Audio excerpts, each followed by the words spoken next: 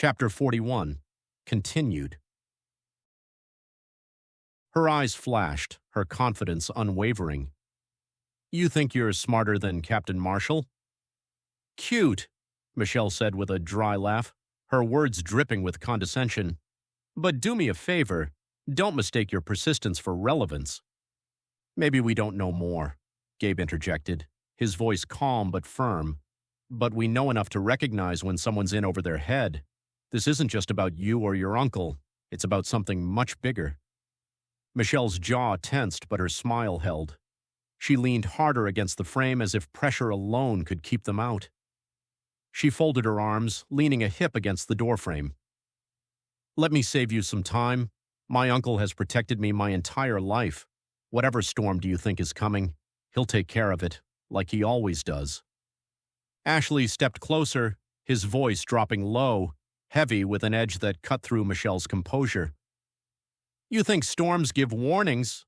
What's coming isn't just calculated, it's surgical. And the people pulling the strings? They won't stop until there's nothing left to clean up."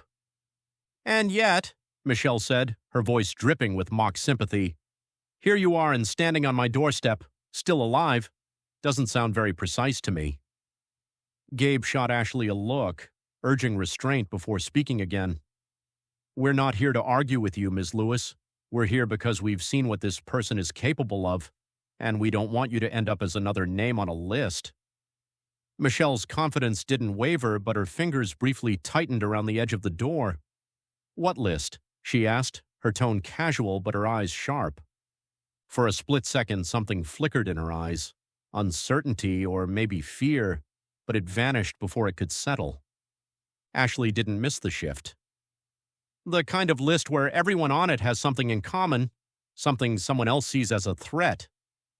Michelle scoffed, standing upright again.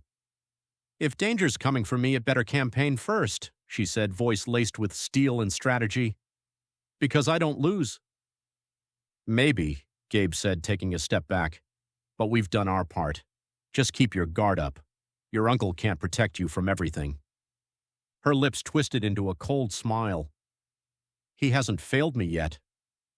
The detectives exchanged a glance before turning to leave, the tension between them and Michelle crackling in the air. Just as they reached the bottom of the steps, her voice rang out again. "Oh, and detectives?" They turned, catching her gaze. "Next time bring something useful," she said with a smirk. "Or better yet, don't come at all." The door shut with a definitive click, and they stood in silence for a moment. "She's got guts," Gabe muttered, glancing back at the building. "She's got arrogance," Ashley replied. "Let's just hope it doesn't get her killed." The ride back to Gabe's apartment was filled with tense silence, the kind that only surfaced when words were both unnecessary and too heavy to articulate. The faint hum of the car engine felt like the only sound in the world, amplifying the weight of the encounter with Michelle. "She doesn't get it," Gabe finally said, his voice breaking the stillness. "She's so wrapped up in her uncle's shadow she can't see the storm heading straight for her." Ashley stared out the window, his expression unreadable as he used Gabe's phone to call Karen. "Maybe she gets it more than we think," he said after a pause.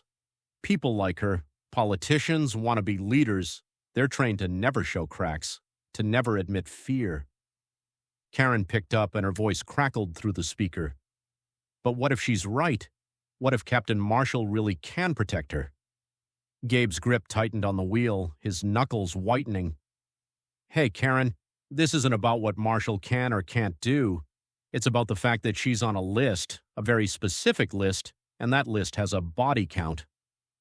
Ashley turned, his gaze locking on the phone. "We've seen what John Doe's capable of. He doesn't care about connections or power. All he cares about is the endgame." "And we still don't know what that endgame is," Karen muttered, her voice tinged with frustration. "We're chasing shadows, trying to piece together a puzzle without all the pieces." The car pulled into the narrow alleyway next to Gabe's building. "Okay, we are here. See you inside." The two of them climbed out, the air heavier than before. Gabe's apartment felt like a crime scene unto itself.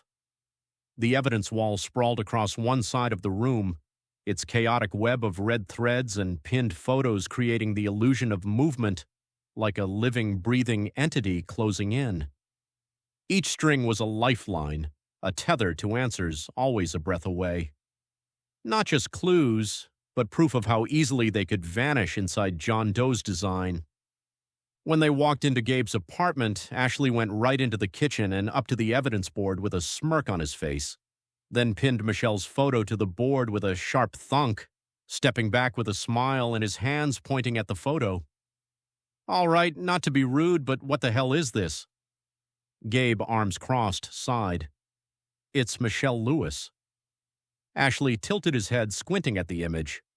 "No, I don't think it is. This is either an artistic interpretation of Michelle Lewis or proof that ghosts are real. Seriously, was your hand shaking? Did you take this mid-sneeze?" Karen glanced over from her laptop, barely holding back a grin. "Honestly, John Doe's stick figure drawing has more definition." Gabe threw up his hands. "Oh, come on, you try snapping a picture while she's treating you like you're not worth the air you breathe." Ashley smirked, grabbing a marker. "Should have let me handle it. I'd have gotten a crisp shot. Hell, I'd have gotten her to pose." Karen snorted. "Please, she'd charge you for it." Ashley gestured toward the evidence board, his voice dripping with mock seriousness. "So let's review. We've got the tyrant, the lover, the guardian, the giver, the seeker, the savior, and now, thanks to Gabe's photography skills, we have the blur." Gabe muttered under his breath, rubbing his temples. "You know what? Next time you take the damn picture." Ashley grinned, arms crossed. "Oh, I will. And when it turns out better than this disaster, I'm making you buy me lunch." Karen shook her head, still grinning. "At this rate, John Doe's going to leave us a more detailed portrait of her than we've got."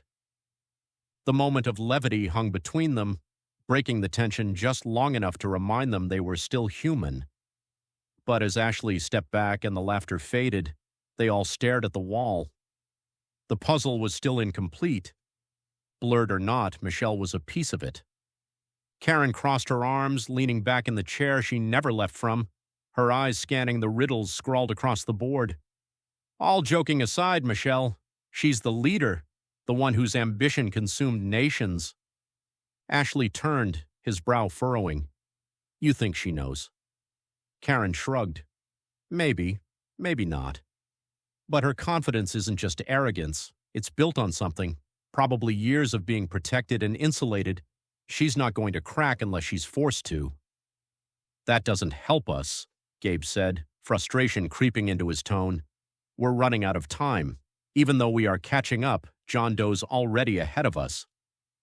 Ashley's gaze lingered on the new Michelle Polaroid photo. If she's the leader, then she's critical to whatever he's planning. He won't move without her. Karen leaned over Gabe's battered desk, her fingers brushing against the edges of faded printouts and ink-stained notes. The laptop computer whirred like a restless heartbeat, its dim glow flickering unevenly against the peeling paint of the walls. The room smelled faintly of stale coffee and printer ink, a cocoon of desperation and sleepless nights.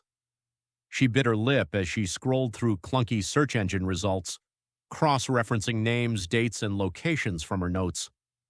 The research wasn't her forte, but Gabe's internet connection, though painfully slow, wasn't helping either. A headline jumped out at her from the sea of irrelevant news stories. "Pedestrian injured in Midtown hit and run, no charges filed." Karen's stomach clenched as she clicked the article. The page loaded sluggishly, her fingers tapping impatiently against the keyboard. Midtown, 6 years ago, late at night, luxury car. Her eyes flicked over the text, absorbing each carefully worded sentence. "Guys," she called out, her voice tighter than she intended. "We have a problem," she said tightly. "Michelle Lewis was behind the wheel." Ashley and Gabe turned in unison, their conversation halting mid-sentence at the edge of the room. There was no arrest, no court date. The words lack of evidence and extenuating circumstances littered the report, but the further she read, the more glaring the gaps became. There were no quotes from the victim, no follow-up coverage, no details on how the case had simply vanished. Her pulse pounded in her ears. Someone buried this. Karen scrolled faster, looking for anything, a lawsuit, a news segment, a police statement. But it was as if the entire thing had been surgically erased, wiped from existence. Her fingers hovered over the keyboard, and she was suddenly aware of how loud the clicking sounded in the quiet apartment. Why the hell had this been covered up? Did John Doe know about it? She pushed the laptop aside, swallowing the dryness in her throat. If Michelle's uncle was behind this, if Captain Marshall had made this problem disappear, what else had he buried? Gabe frowned, stepping closer. You think her uncle covered it up? Karen exhaled sharply, finally turning to face them. I don't think, Gabe. I know. This wasn't just some PR cleanup, this was erased. She had once shaken Marshall's hand, trusted him, believed he stood for justice. But that belief now shattered like porcelain beneath the weight of Michelle's name. Ashley's jaw tightened. And if we found it, Karen nodded. Then John Doe can too, and if he does, he won't just use it against Michelle. She paused, letting the weight of her words settle. He'll use it against Captain Marshall. Silence thickened in the room, and the only sound was the hum of the computer's cooling fan. Gabe ran a hand through his hair, his mind already racing ahead. If Marshall buried this for her, he won't let it surface now. He'll protect her at any cost. Ashley scoffed, rubbing his jaw, and that's exactly what John Doe's counting on. Karen shut the laptop with a decisive click. So, the real question is, are we too late? Chapter 42, July 23, 2000, 9:11 p.m., whatever came next. The kitchen gleamed beneath sterile overhead lights, each spotless surface masking the storm building inside Michelle Lewis. Her bare feet met the tile's icy grip, the chill climbing her spine like frost seeping through a sealed door. The refrigerator hummed louder than it should have, a discordant backdrop, like a broken metronome marking the uneasy silence pressing in. Her manicured nails tapped the sleek countertop as she stared at the rotary wall phone, an anachronism she kept for style, not function. It clashed beautifully with the otherwise modern kitchen, a curated relic of control. The detective's visit still echoed in her mind, a subtle corrosion beneath her carefully constructed composure. She reached for the phone, the cord curling around her wrist as she dialed the familiar number. Each turn of the dial felt heavier than the last. When the line clicked and the faint static of a connection hummed in her ear, she finally let out a breath she didn't realize she'd been holding. Hey, honey, what's up? Captain Marshall's voice came through, warm but tinged with concern. Michelle leaned against the counter, the cool surface grounding her. Hey, big guy, she started, her voice steady but lacking its usual edge. Did you send 2 detectives over here? The silence on the other end stretched for a moment longer than she liked. No, her uncle replied, the warmth in his voice replaced by a measured tone. Why? What happened? Michelle recounted the encounter, her words flowing faster as she detailed their questions about her safety and cryptic warnings. By the time she finished, she was gripping the phone so tightly that her knuckles turned white. Should I be worried? She asked, her voice softer than she intended. Captain Marshall's sigh crackled through the line. No, he said firmly. I already took care of it. Michelle frowned, her stomach twisting. How? The pause on the other end was heavier this time, as if her uncle were deciding just how much to tell her. Years ago, he began, his voice slipping into a dangerous hush. There was fallout, a raid gone sideways. 2 of my men, good men, were in the wrong place at the wrong time. What happened wasn't in the playbook. It wasn't supposed to happen at all. Michelle stayed silent, the weight of his words sinking in. I thought we'd cleaned up the mess, Marshall continued, but one of them must have slipped through. He came after my family. I made a deal, a favor for a favor, and it's done. No one's coming for you. Michelle's jaw tightened, her free hand gripping the edge of the counter. You're telling me this guy was willing to come after me over something that happened years ago? He's desperate, her uncle said. And desperate people don't think straight, but trust me, it's over. She let out a shaky laugh, trying to cling to his reassurance. Okay, I'm not going to lie, though. It shook me a little. Before Marshall could respond, a sharp knock echoed from her front door. Michelle straightened, the sound jolting through her like a spark. "Hold on," she said, her voice strained. "Someone's at the door." Michelle set the receiver down carefully, her heart thudding in her chest as the knock came again, louder this time. The polished brass knob gleamed in the dim evening light, a distorted reflection of her tension. She straightened her posture, squaring her shoulders, and strode to the door, her bare feet silent against the tile. She inched the door open just enough to see. The moment her eyes registered the figures outside, her breath caught, sharp, involuntary, like a misstep on the edge of a steep drop. On her doorstep stood 6 figures dressed in grotesque imitations of Girl Scout uniforms.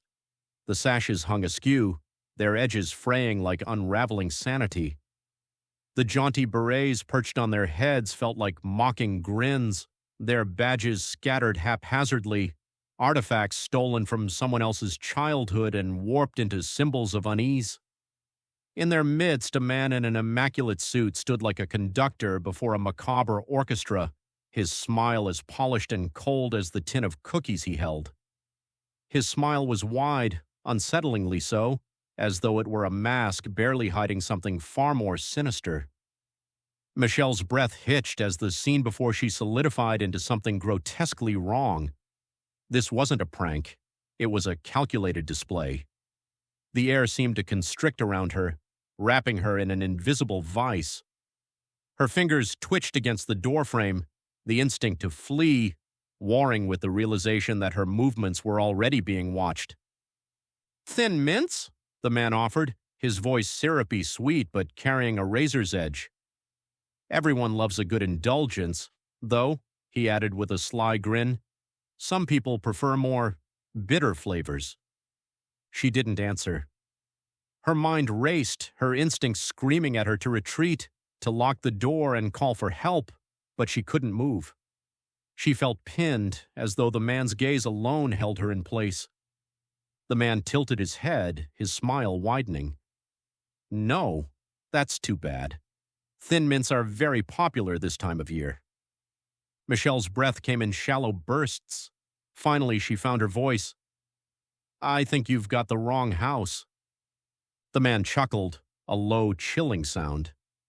"Oh, I don't think so. We've been looking for you, Miss Lewis.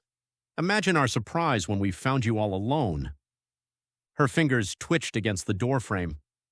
"You're making a mistake," she said, her voice steadier now, the politician in her kicking in. "You don't want to do this.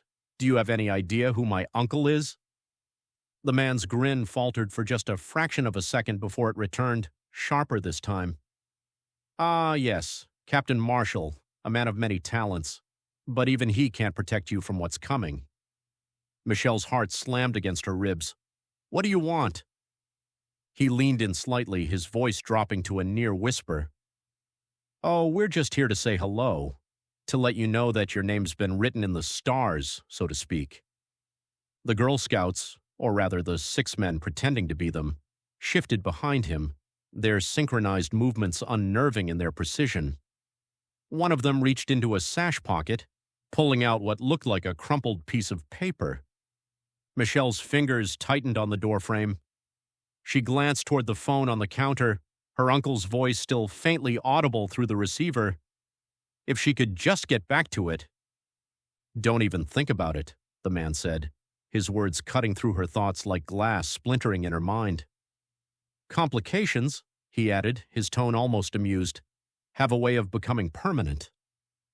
The man stepped forward, his polished shoes gleaming against the doorstep. He held up the tin as though offering it to her. "Go on, take it.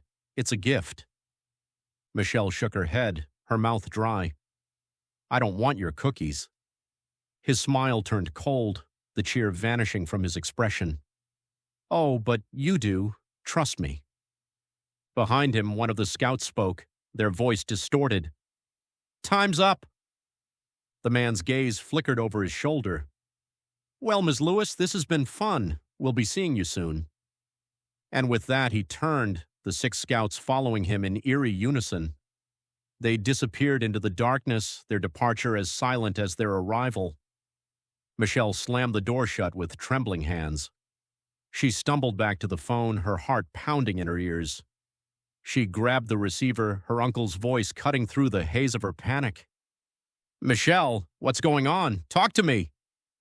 Michelle stared at the door for a long moment, her body frozen as adrenaline coursed through her veins. The tin of cookies sat on the doorstep, untouched, a mocking reminder of what had just transpired. She moved to the phone, her trembling fingers gripping the receiver tightly. Uncle Marshall, she said, her voice breaking. They're gone, but...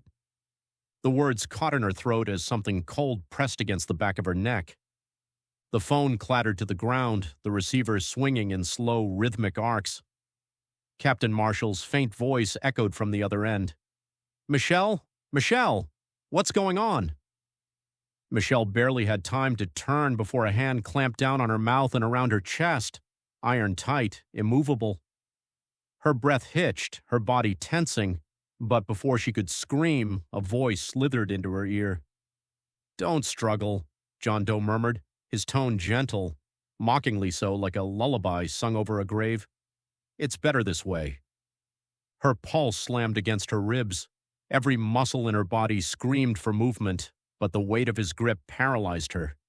Her fingers twitched, reaching for anything, the phone, the counter, her own survival, but it was too late. A sharp, burning sting pierced the base of her skull. White-hot pain flared, and then a numbing cold flooded in, swallowing her senses whole. The world tilted violently, the walls twisted, the kitchen lights stretched into streaks. Her own breath felt distant, like she was watching herself from the other side of a closing door. Her knees buckled. The floor rushed up to meet her, but she never felt the impact. The shadows had swallowed her whole. When the police arrived at the scene later that evening, responding to Captain Marshall's panicked call, the apartment greeted them with a suffocating stillness. The tin of cookies remained on the doorstep, its lid slightly ajar, mocking them with its deceptive normalcy. Inside, the air was thick with silence, broken only by the faint buzz of the phone receiver dangling above the floor. It swayed slowly, an invisible rhythm punctuating the tension. Flashlights carved out slices of light against pristine walls, their beams trailing over untouched counters and neatly arranged furniture. It was too perfect, eerily so. One officer bent to retrieve the cookie tin, his gloved hands moving with the wary precision of someone handling a live explosive. The lid gave a faint click as he eased it open, revealing not just baked goods but something far worse, a crumpled piece of off-white paper resting atop a layer of untouched Thin Mints. He exchanged a glance with his partner before lifting the note. It crackled faintly as he unfolded it, the sound unnervingly loud in the stillness. Scrawled in jagged, uneven script, letters that seemed to writhe with intention, were the words, I once was owed, but now repay. Can Ashley Todd come out to play? The officer's throat tightened as he handed the note to his partner, who read it silently, the lines of his face deepening with unease. Their shared glance spoke volumes. The officers exchanged uneasy glances as they continued their sweep of the apartment. Michelle's belongings were untouched, and her kitchen sparkled with an unsettling cleanliness. But the absence of any signs of struggle only magnified the dread that hung in the air. The phone receiver swung gently above the tile, creaking with each pass like a slow pendulum counting down. From its speaker, Captain Marshall's voice had long since faded, swallowed by the mechanical beep, beep, beep, each tone cutting through the silence like a metronome of failure. One of the officers stepped forward, eyes lingering on the phone as if expecting it to speak again. He lifted it with gloved fingers, careful, almost reverent, and returned it to its cradle. The tone stopped. So did everything else. Another officer moved cautiously into the kitchen, his flashlight beam sweeping over spotless counters until it froze on something out of place. A box of Cap'n Crunch lay face down on the table, its top flaps torn open. Bright cereal pieces spilled out like teeth scattered from a broken jaw. The image didn't belong, bright, juvenile, absurdly cheerful amid the sterile calm. He reached for the department-issued camera slung around his neck, the soft whir and click of the shutter filling the silence as he took a few careful shots, wide frame, then closer. Then he lifted the box. The cartoon face of the captain stared back at him, now defaced by thick black ink, the eyes X'd out and a jagged scrawl cutting across the mouth. Ha ha ha ha ha ha ha ha ha ha. The officer stared for a moment, the childish cruelty of it crawling under his skin. He lowered the box with care and turned toward the hallway. "Hey, detective." A pause, measured. "You might want to take a look at this." Captain Marshall sat at his desk hours later, the notes spread before him like accusations. His hands trembled as he replayed Michelle's screams in his mind. He hadn't been able to stop it, hadn't even seen it coming. Decades-old decisions coiled around Marshall's chest, each breath a struggle against the phantom noose of guilt. The favor he'd once traded, a devil's bargain wrapped in necessity, wasn't supposed to come back. But John Doe had dragged it into the light like a grave robber unearthing a corpse, its stench fouling everything he touched. He reached for his phone, his grip faltering as he dialed Gabe's number. The line rang once, twice, then again, the sound drilling into his skull. His voice cracked under the weight of unspoken fear. "God help us," he whispered, the words barely audible over the relentless ringing.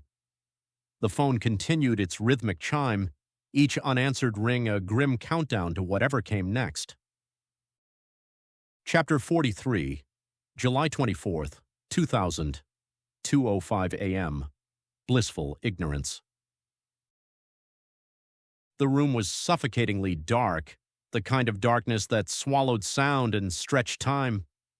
The sharp vibration of Gabe's phone on the nightstand sliced through the oppressive silence, jolting him out of a fitful sleep. He groaned, rubbing the sleep from his eyes as he reached for it. Ashley stirred on the couch across the room, half waking but not moving. Gabe answered, his voice gravelly. "Yeah?" "They have her," Marshall rasped, his words brittle and jagged as if they might shatter under their own weight. "Michelle's gone," Marshall said. Then, quieter, deadly quiet. "John Doe has her," his voice cracked, raw with a fear Gabe had never heard before. An unguarded moment from a man usually carved from stone. Gabe sat upright, his heart dropping. "What do you mean she's gone? Who?" There was a pause. "John Doe, they have her." Ashley sat up fully now, his eyes locking onto Gabe. "What's going on?" he asked, his voice sharp with concern. Gabe covered the receiver, his voice low and urgent. "They got Michelle." Ashley swore under his breath, already reaching for his shoes. Karen appeared in the doorway, her face pale. "What happened?" Gabe shook his head, hanging up the call. "It's Michelle. She's been taken." Karen's hand went to her mouth, her eyes wide. "Taken?" "Yeah."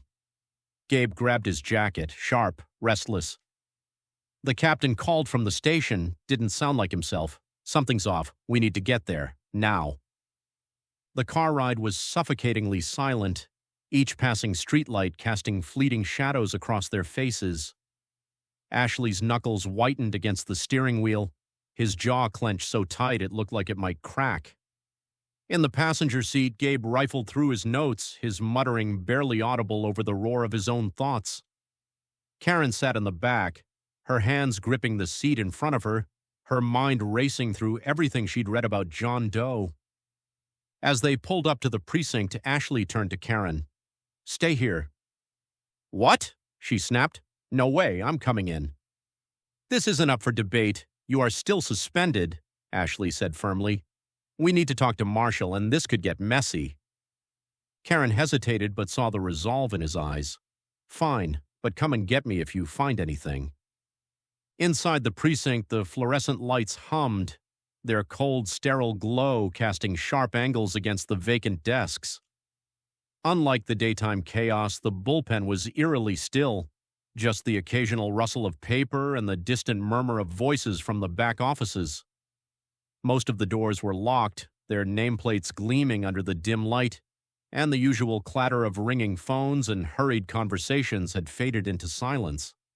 Gabe and Ashley moved through the deserted space, their footsteps unnaturally loud against the tile floor. The air felt heavier here at night, the emptiness amplifying their unease. A lone officer sat at the front desk, head down, scribbling half-heartedly in a logbook, barely acknowledging their presence. They didn't bother knocking when they reached Captain Marshall's office. Gabe pushed the door open, the hinges groaning in protest. Inside, the captain sat slumped at his desk, the usual rigid authority in his posture absent. His office, usually a bastion of controlled chaos, felt smaller somehow, like the walls had closed in, suffocating the man behind them. The captain looked worse for wear. His usually pristine uniform was slightly rumpled, and there were dark circles under his eyes. He looked up at them, his jaw tight. "They took her," he said simply, his voice low and raw. Gabe didn't bother with pleasantries. "Start talking, Captain. Who's they? And how did this happen?" Captain Marshall exhaled heavily, the weight of the situation etched into every line of his face. "John Doe and his crew? They've got Michelle? I don't know where she is or what they want, but you need to get her back." Ashley leaned against the doorframe, his arms crossed. "You sound like this just fell into your lap. Care to explain how we got here, Captain?" Marshall shot him a glare, but the defensive edge in his posture betrayed him. "This isn't the time for pointing fingers, Detective." Gabe stepped forward, his voice sharper now. "No, it's exactly the time. You've been keeping secrets since this whole thing started, and now they've got Michelle. If we're going to fix this, we need to know everything." Marshall hesitated, his eyes darting to the floor. "It's complicated." "Uncomplicate it," Ashley said, his tone ice cold. "Start with why Karen was framed for releasing Patrick, Tony, Riley, Jamie, Devin, and Daniel, and don't tell me it was an accident." The confession detonated between them like a gunshot. The air in the room grew thick, suffocating, pressing in from all sides. Gabe's breath hitched, his fingers curled into fists at his sides, his pulse hammering in his ears. "You what?" His voice was low, almost a whisper, but laced with barely contained fury. Marshall exhaled sharply like a man bracing for impact. "I had no choice." His fist slammed against the desk, the sound cracking through the room like a warning shot, his carefully controlled mask fractured, raw desperation bleeding through. His eyes, usually steely, were wild now, haunted. "He gave me an ultimatum. Either I released his crew, or Michelle was dead." Ashley took a sharp step forward, his body coiled like a loaded spring. "And you just did it? Just handed them over?" Marshall's voice rose, ragged and breaking. There wasn't time to think. It wasn't a goddamn negotiation. Ashley took another step forward, his voice dropping to a low, dangerous growl. "And you just went along with it? You didn't fight. You didn't even try." His eyes blazed with something between rage and disbelief. "You handed him the pieces he needed, and now he's using them. What the hell did you think was going to happen?"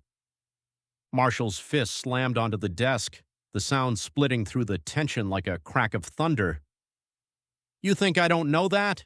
he snapped, his voice raw, teetering between fury and guilt. "You think I don't replay it over and over in my head? I was trying to protect my family." Ashley scoffed, shaking his head in disgust.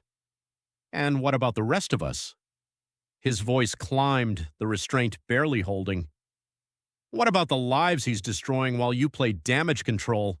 How many bodies have to drop before you realize you fucked up?"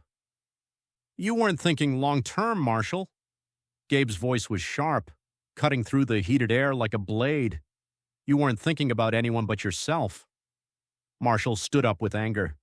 Marshall's face contorted with rage, his fists clenched so tight his knuckles turned white. He took a step closer, locking eyes with Ashley. His voice cracked as he spat the words, his frustration boiling over. "You don't get it, do you?"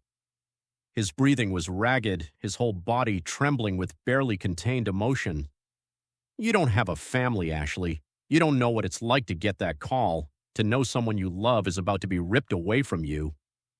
Ashley's head snapped back like he'd been struck. His jaw locked, his nostrils flared, and for a brief moment the room felt like it might explode. Oh, so that's it. Ashley's voice was low, lethal. His eyes darkened as he stepped even closer, the two men practically toe-to-toe. I don't have a family, so I can't possibly understand. You think that gives you the right to pick who lives and who dies? His hands twitched at his sides, his entire body coiled with rage. You don't get to play God, Marshall. Marshall's breath came out hard and fast. When someone you love is dangled in front of you like bait, you don't think about consequences. You think about keeping them alive. I did what I had to do. Gabe's voice cut through the fury like ice. And what exactly did you have to do, Captain? Marshall exhaled, his shoulders dropping slightly as the weight of his next words settled in his gut. His voice was quieter now, but no less tense. He said it was just a favor, a trade to settle old debts.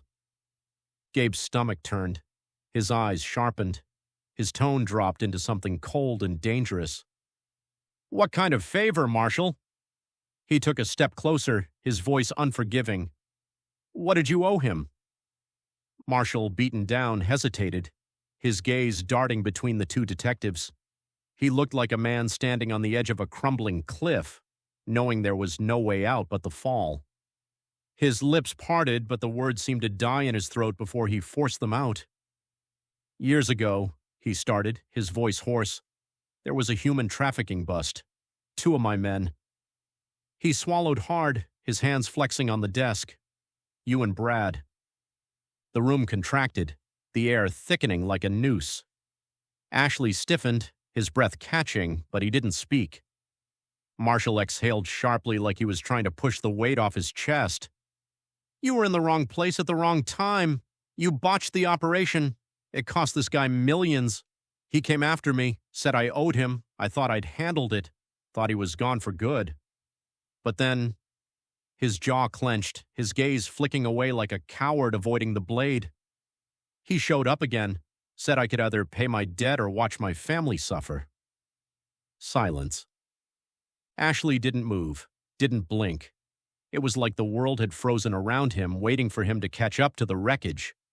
Then he laughed, a bitter, jagged thing, like glass breaking in his throat.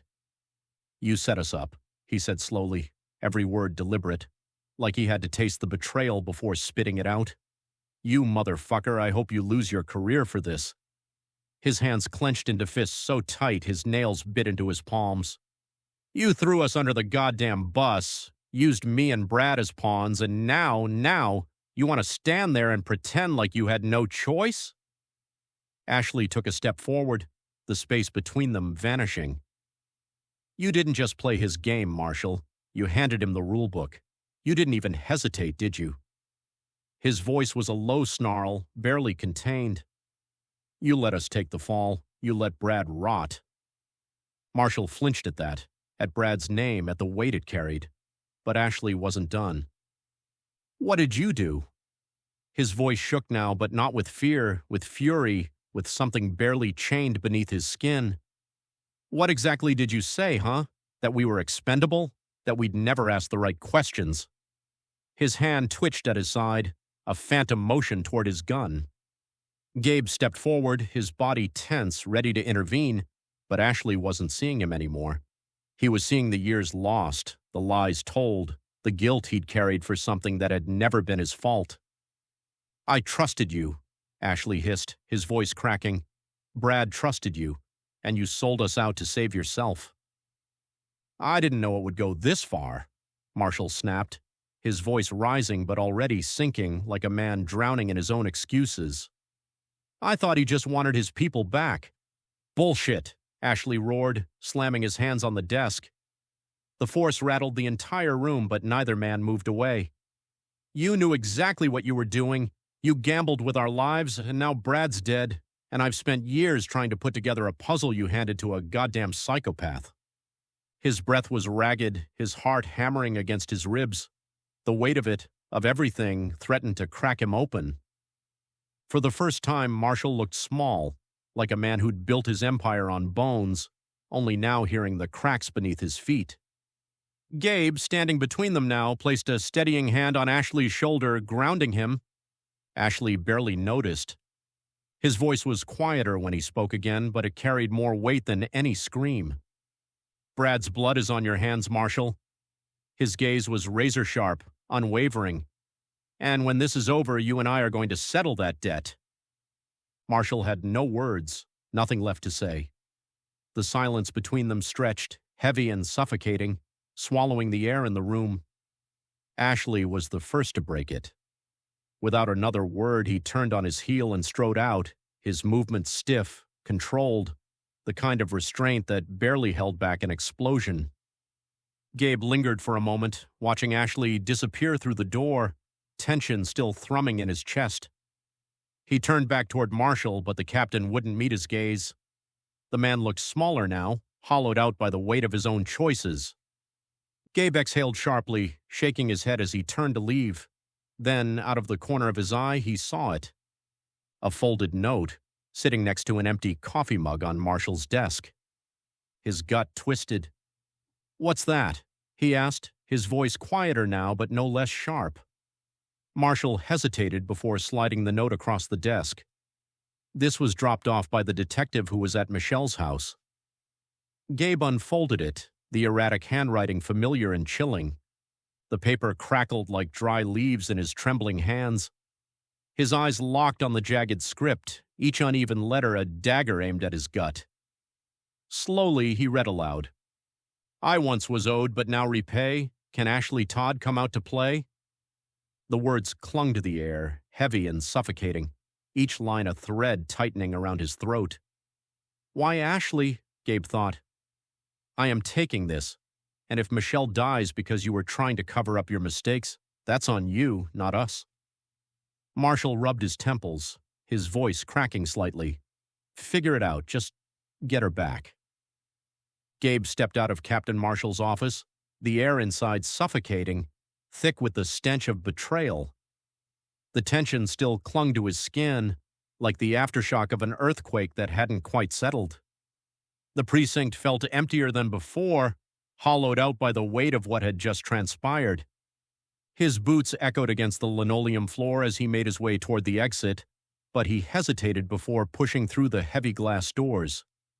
As he opened the door and stepped into the portico, instinct pulled his gaze left toward where Ashley parked. There, beneath the dull glow of a flickering street lamp, Ashley stood by the trunk of Gabe's car. He wasn't pacing, wasn't fuming. Instead, his shoulders were hunched, his head bowed as Karen wrapped her arms around him. For a moment, it wasn't the Ashley who spit venom at suspects or barked orders in the middle of a case. It was the man who had just found out that his life had been a lie.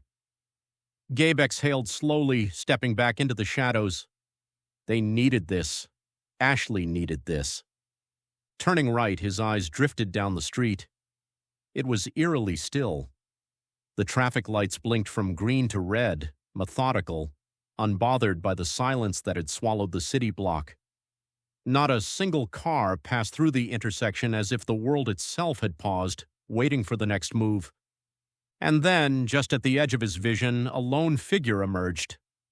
A man, unremarkable at first glance, pedaled lazily down the empty road on a rusted bicycle. His wrinkled button-down shirt clung loosely to his frame, and his faded jeans sagged like they'd been worn for days without rest. There was no urgency in his movements, no indication that he was aware of the unraveling chaos mere feet away. He coasted through the intersection without a second glance, untouched by the gravity of the night's revelation. For a fleeting moment, Gabe envied him. The man on the bike didn't know that the city's foundation had just cracked beneath them. He didn't know that lives had been gambled away in a deal made long before they ever had a chance to fight back. He didn't know that somewhere, in the heart of it all, John Doe was still moving pieces across the board. Blissful ignorance. Chapter 44, July 25th, 2000, 9:42 a.m. Ready to meet him. The kitchen hummed beneath the flickering overhead light, each pulse throwing restless shadows across a room unraveling at the seams. Once a haven of sleek lines and curated calm, soft lighting, clean counters, and the illusion of control, it now stood gutted and hollow. The cool granite counters were buried beneath a battlefield of scrawled notes, photographs, and frayed red string crisscrossing the walls in desperate, jagged patterns. Faces pinned to the evidence wall stared down like silent accusers, their blank expressions a stark contrast to the storm churning in Gabe's mind. This was no longer the sanctuary where Gabe could shrug off his jacket and catch his reflection in the entryway mirror, light blue eyes tired but still framed by order. Now his wrinkled shirt clung to him like a second skin, damp with the weight of exhaustion. His hair was disheveled, stray strands falling over his forehead, and the deep hollows beneath his eyes told a story of too many sleepless nights. The familiar scent of leather and cedar, the quiet comforts of home, had been replaced by something harsher. The acrid sting of burnt toast lingered in the air, mixing with the stale breath of long hours and unanswered questions. Gabe's hand swept across the cluttered counter, the chill of the stone a phantom echo of the control he used to cling to. His fingers traced the scattered notes and frayed edges of photos, searching for something, anything that made sense. In the back of his mind, Ashley's voice echoed, dry, cryptic, and maddeningly casual. Some things seemed too ordered to be random. Then Gabe stopped. The apartment felt too quiet. No flick of a lighter, no clinking of loose change, no steady tapping of Karen's fingers against a keyboard. Just the whisper of papers shifting across the table, nudged by the open breeze from the window. A silence that didn't feel empty, but anxious. As Gabe sank onto the couch, exhaustion pressing into his bones, the sound of the door opening made him glance up. Ashley and Karen walked in, the scent of fresh coffee and bagged breakfast filling the air. "I was starting to get worried," Gabe said, rubbing a hand over his face. "You guys okay? After everything that went down last night?" Ashley set the food down on the table, shaking his head with a smirk that didn't quite reach his eyes. "My father used to tell me, take a walk, not to escape, but to realign. Let the wind remind you that nothing stays still and neither should you. The past is a lesson, not a life sentence. Carry its wisdom, but don't let it chain your steps. The road ahead is yours to walk, not to relive. So breathe, step forward, and move towards something greater." He grabbed a coffee and took a sip, exhaling. "In short, Marshall's an asshat, but we've got a job to do. We get Michelle home. So eat up and let's start working." Karen leaned against the counter, her fingers tapping a restless rhythm on the cold surface. Each tap felt like a crack in her carefully maintained armor, her composure splintering under the relentless weight of unanswered questions. "We're missing something," she muttered, her eyes darting between the riddles scrawled on loose sheets of paper pinned to the board. "We have to be." Gabe stood near the stove, flipping through the pages of the Book of Devon. The old tome's faintly musty smell mixed with the lingering aroma of burnt toast, creating an odd sensory backdrop to the rising tension. His brows furrowed as he read, each word feeling like another piece of an impossible puzzle. "It's here, somewhere," Gabe muttered, his voice barely above a whisper as if saying it aloud might make the answer appear. "We're looking at it, but we don't know how to see it yet." Ashley paced near the table, his arms crossed tightly. His usual sharp-edged wit was subdued today, his movements stiff with frustration. "We've been staring at this damn board for days," he said, his voice breaking the quiet. "If the answer were going to jump out and bite us, it would have done it by now." Karen shot him a look, sharp but drained, like a knife dulled from overuse. "Keep pacing, Ashley. Maybe if you wear a hole in the floor, the answers will come crawling out." He stopped mid-step, glancing at her with the ghost of a smirk. Always the optimist. The tension simmered between them, unspoken fears threading through their every word. They were running out of time, and each passing second felt like another nail in the coffin of their fraying nerves. Gabe broke the silence. his fingers brushing against the folded note still tucked in his coat pocket.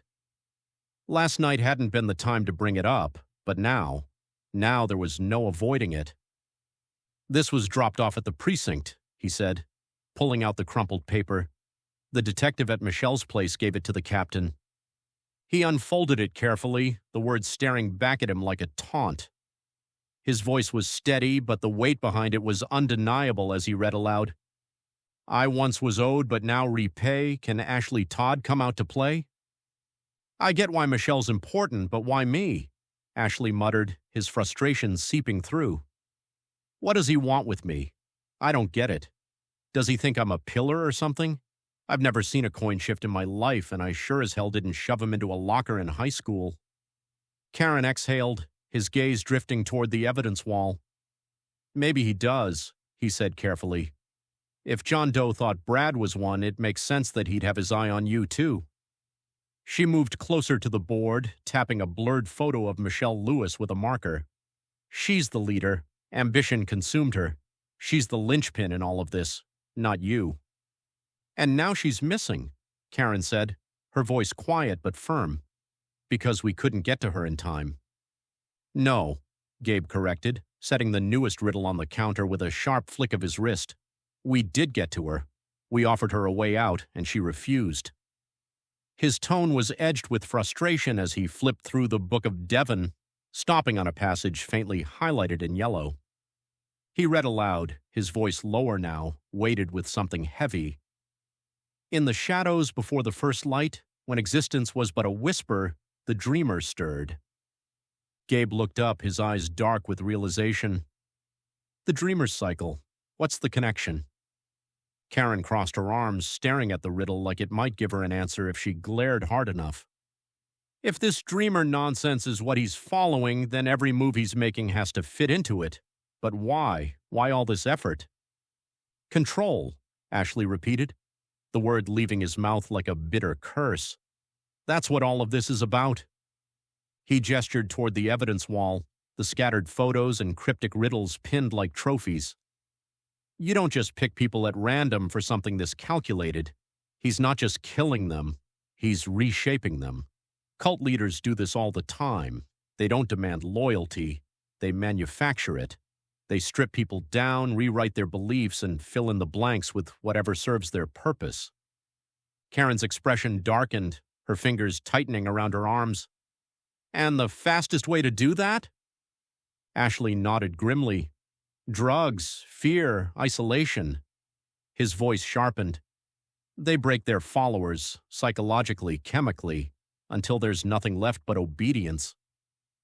The room was suffocatingly still, the weight of the realization sinking in. Gabe exhaled sharply, rubbing his temples, his exhaustion visible. DMT, the spirit molecule. It's tied to near-death experiences, visions, even spiritual awakenings. He flipped back through the Book of Devon, running his fingers over the worn edges of the pages. "If John Doe is using it?" Karen cut him off, her voice sharp, accusing. "He's not just using it, he's weaponizing it." She turned to the board, tapping a note scrawled in the corner with shaking fingers. "The DMT references we found, he's forcing people into altered states, breaking their minds, reshaping them to fit his narrative." Ashley's jaw locked, and his fists balled so tightly the tendons stood out like wires beneath his skin. "He's not just controlling them," he said, voice low, dangerous, like the moment before a storm hits. "John's brainwashing them, breaking them down, turning them into whatever he needs them to be." His words hung there, heavy as ash. Then a knock, not loud, not urgent, just a single precise rap against the door. All three of them froze. The silence that followed wasn't empty. It was listening, waiting. The air turned viscous like it had thickened to trap their next breath. Then it came again. One knock, two, a pause, three, measured, deliberate, wrong. Karen's fingers curled against the counter like they were searching for something to hold on to. "Does anyone know we're here?" she asked, barely above a whisper. Her voice didn't rise, It cut, slicing clean through the static tension around them. Ashley was already in motion. His chair scraped slightly. Too loud. No. The word landed like a gavel as he reached beneath his jacket, drawing his gun with a calm that felt too practiced. The room shifted. The evidence board loomed over them, its scattered photos and red string a silent testament to how deep they were in this. The weight of it all pressed down, thick like humidity before a storm. Gabe's elbow clipped an old coffee cup on the counter. It hit the floor with a dull clatter, sending stale liquid seeping across the counter and tile. No one flinched. Ashley gave Gabe a look. "Answer it! Karen and I will cover you." Gabe swallowed pulse thudding in his ears like the steady beat of a warning. His footsteps felt too loud against the worn floorboards, each creak betraying his approach. He paused at the door, just long enough for his breath to catch, then unlocked it with a soft click and pulled it open. A man in a red jacket stood on the other side, shoulders hunched, hat tilted low. The grease-stained delivery cap did little to hide his grin. "Pizza delivery." Gabe blinked. The voice didn't just sound familiar. It landed in his brain like a trap snapping shut. Lucas. The tension in Gabe's shoulders didn't ease. The last time they crossed paths, Lucas had helped him retrieve his stolen wallet. Now he stood here, uninvited, cardboard box in hand, the same too easy smile plastered across his face, and yet he looked surprised too, like he wasn't expecting to see Gabe either. Lucas shifted his weight, eyes flicking past Gabe like he was trying to peek into the apartment. "Oh, hey, didn't know you lived here." Gabe didn't answer right away. His hand remained on the doorknob, muscles tight. "Lucas, what are you doing here?" Lucas shrugged, lifting the box with a half-hearted flourish. He grinned wider, gesturing to the pizza like it was a resume. "What you're not changing, you're choosing, right?" Gabe's jaw tightened. That line, Ashley's line. The same words he'd thrown at Lucas back at Melissa's bar, meant to shake him, maybe even help him. The fact that Lucas remembered them, used them, made something knot in Gabe's stomach. Lucas rocked the pizza box from one hand to the other. "Did you order a pizza?" Before Gabe could respond, a door creaked open down the hall. 30 minutes or it's free," someone shouted, leaning lazily against their doorframe. "And you, my friend, are late." Lucas winced with a grin. "Man, that sucks." He exhaled, shaking his head. "They're gonna take that out of my pay." Lucas winced. "Man, that sucks." He exhaled, shaking his head. "They're gonna take that out of my pay." Gabe sighed, reaching into his pocket. His fingers brushed over the crumpled bills, sweaty, wrinkled, like they'd absorbed the stress of the last few days. He pulled out 2 20s. "How much?" Lucas glanced at the box. Their order was $29.70. Gabe handed over the bills. "Keep the change." Lucas blinked at the money, then back at Gabe. For a moment, something shifted in his expression. Not gratitude, not confusion, just a beat too long to be nothing. Then it was gone.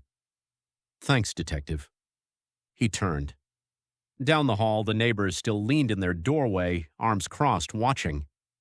Lucas walked toward them with casual steps, whistling some half-tune that faded almost as soon as it began. He handed over the pizza box with a little theatrical bow. "One piping hot redemption arc, as promised," he said. The neighbor rolled their eyes and took the box without a word. The door shut behind them with a soft thud. Lucas didn't look back. Step by step, his red jacket faded into the dim hallway, his silhouette shrinking with every stride. Then that, too, was gone. The shadows closed behind him like a mouth. The door to Gabe's apartment swung shut on its own. Click. The lock echoed too loudly in the silence that followed. Behind Gabe, Karen and Ashley emerged from their hiding spots, weapons still drawn, their movements tight with leftover adrenaline.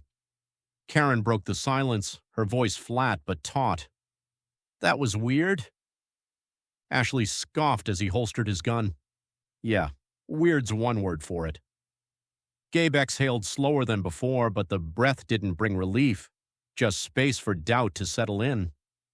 The apartment sat still again, the only sound the low hum of the fridge and the faint rustle of paper in the shifting breeze. The red string on the evidence board fluttered slightly as if something had just passed through it.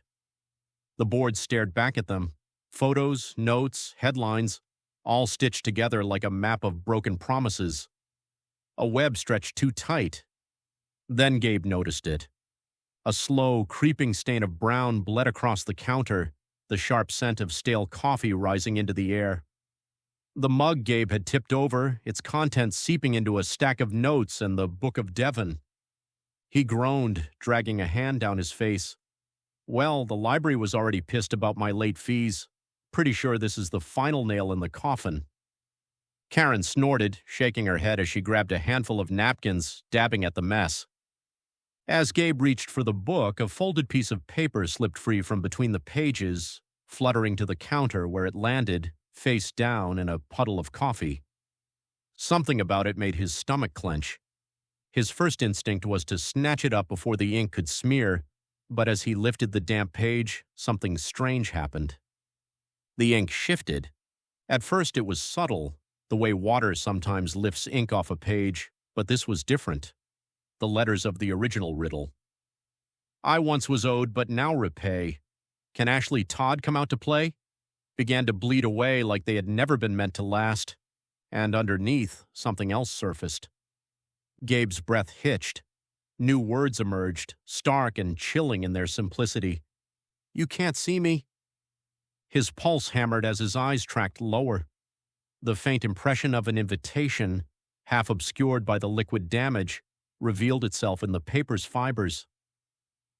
Invite for one to the Dreamers Ball date, July 26, 2000, 1 a.m., Metropolitan Tower, 146 West 57th Street, number PH7778. The air in the room shifted, not a sound but a feeling like something was watching. Ashley exhaled sharply, breaking the silence, his grip tightening on the back of a chair. You've got to be kidding me. His gaze flicked to the clock on the wall, then back to Gabe. That's tonight. Karen stepped closer, peering at the paper over Gabe's shoulder. Her voice was measured, but there was something colder beneath it. An invitation? No, Gabe murmured, his voice low, his fingers tightening around the damp edges. A summons. Karen's breath hitched as she pieced it together. That's the building with the penthouse guard, the one who told us to come back with a warrant or an invite. Looks like we've got our invite, Ashley said darkly, tossing the paper onto the table. Ashley's laugh was low and jagged, scraping against the tense quiet like broken glass. It's all a damn game to him, he muttered, his voice tinged with anger and something heavier, fear maybe. He wants to see how far I'll bend before I break, and he's betting on me falling.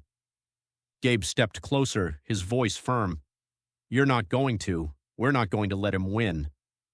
Karen stepped forward, her eyes blazing despite the tremor in her voice. You're not walking into this alone, she said, each word a challenge. Dangerous doesn't begin to cover it, Ashley. This isn't bravery, it's a death wish. Ashley met her gaze, his expression steely. If I don't go, Michelle's dead. Then we go together, Gabe said firmly. He can't dictate the terms. Ashley glanced back at the coffee-stained note, then at the evidence wall. The photos, the riddles, the notes, they all seemed to converge on this moment, this decision. He exhaled sharply, his resolve hardening. Fine, but we need a plan. The weight of the note pressed down on all of them, the air in the room thick with tension.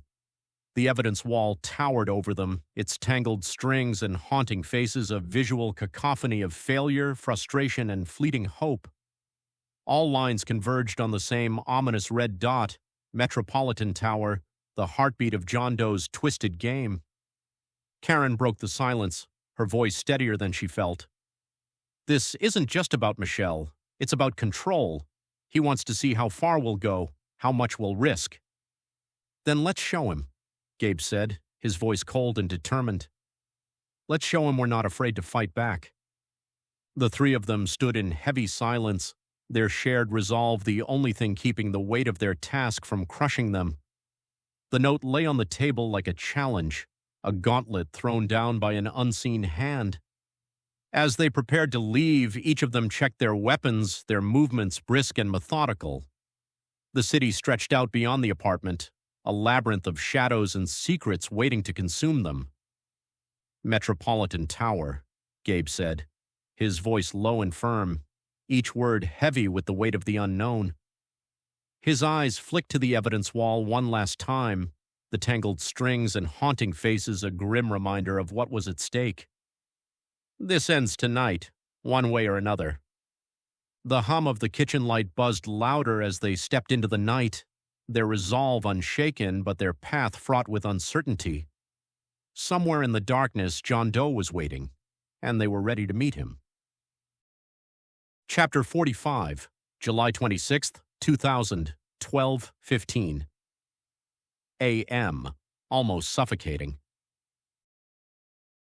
The city's pulse grew faint, its vibrant chaos giving way to the hollow silence of its forgotten edges. Gabe's hands tightened on the steering wheel, the rhythmic swish of the windshield wipers the only sound breaking the car's suffocating quiet. Headlights swept across abandoned storefronts, their shattered windows like empty eyes staring into the dark. Graffiti sprawled over walls, not art, but warnings in jagged, angry scrawls, remnants of voices long ignored. Beside him, Ashley slouched against the window, his sharp eyes cutting through the shifting shadows outside. The coin in his hand turned over and over, the soft jingle an almost hypnotic rhythm, breaking only when it tapped against the glass with a faint metallic click. Karen sat in the back seat, her presence calm yet watchful, as though she could feel the tension settling between them. "I hope this big mistake is worth it," Ashley muttered, his voice slicing through the silence. He glanced over at Gabe, a wry smirk tugging at his lips. "When we walk into this ambush, I'm blaming you, and Karen." Karen arched an eyebrow, her gaze unwavering. "You'll forgive me if I don't lose sleep over it, Ashley." He turned in his seat, resting his arm on the headrest. "Come on, Karen, you'd miss me." She arched an eyebrow, her gaze cool. "Sure, like I'd miss migraines." "Anyone else hungry?" Gabe cut in, his tone light, but his eyes locked on the road. Karen leaned back, her lips twitching into a faint smile. "Distracted, but yeah, I can't even remember my last proper meal. Been eating takeout for weeks." "I live on takeout," Gabe added. "We know, Gabe," Ashley quipped, pulling a card from his jacket and holding it up with a mischievous grin. "Agree, I can't even remember my last supper. Tell you what, when this is over, how about we go out for a proper meal? Steak on the department, Captain Marshall's treat." "Wait, how did you get that?" "Never mind," Gabe muttered, shaking his head. "Can't argue with steak." Karen tilted her head, her tone dipping into dry amusement. "Steak? You two? Try splitting a burger and fries with one of those heart-shaped straws." The corner of Ashley's mouth twitched into a grin, but it faded as his gaze shifted back to the shadows outside. "Hope we know what we're walking into." Karen leaned forward slightly, her voice sharpening. "We don't, but John does. He's not just leading us here, he's ready for us." Gabe's hands tightened on the wheel as they passed a row of crumbling storefronts, their signs faded and hanging at awkward angles. A single streetlight flickered weakly, its glow barely enough to pierce the fog curling along the ground. "Why leave breadcrumbs?" Gabe asked, his tone heavy with suspicion. His eyes flicked to the faint passing apartment lights, a warning blinking in the darkness. "What kind of predator makes it this easy for prey to walk into the trap?" "You read comic books. It is about control," Karen replied without hesitation. "It's all about power, showing us he's in charge. He's baiting us, testing how far we'll go." Ashley tapped the edge of his coin against the doorframe. "Well, here's hoping he doesn't expect us to come to bring a party gift." The faint glow of light ahead broke through the haze, drawing their attention. Gabe slowed the car, narrowing his eyes at the source. It was barely perceptible, pulsing faintly like a heartbeat waiting to be discovered,